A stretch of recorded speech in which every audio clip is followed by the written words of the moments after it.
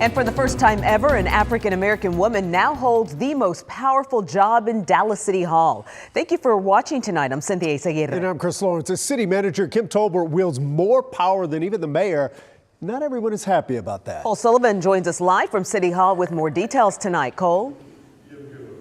Hey, good evening. This mayor says this is the most important hire city council has to make. And after a nearly year-long search, they did not look far. In a vote of 13-2, they elevated Kimberly Beiser Tolbert from the interim city manager role to the permanent city manager role.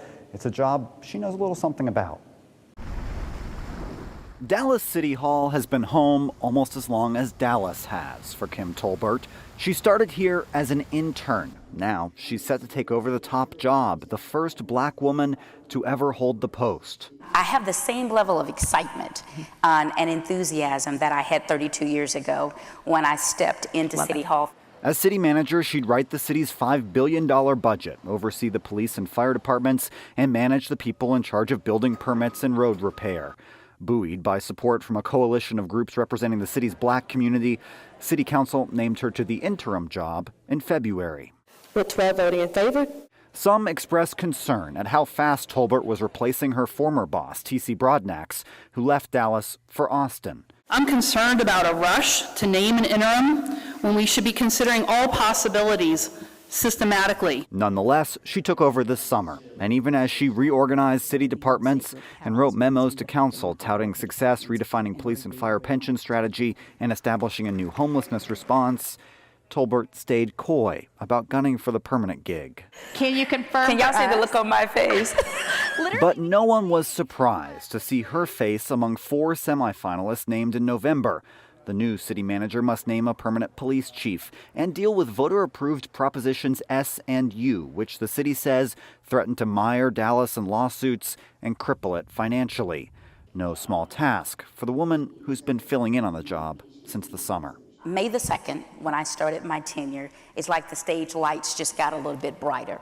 Now, Kim Tolbert is set to take the stage in the city's leading role.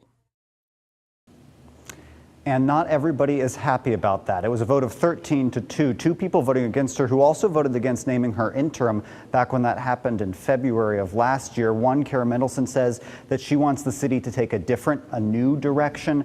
The other, Paul Ridley, says he has an issue with her contract, nearly $500,000 annual salary, and other details. We're still waiting to get our hands on that contract, Chris.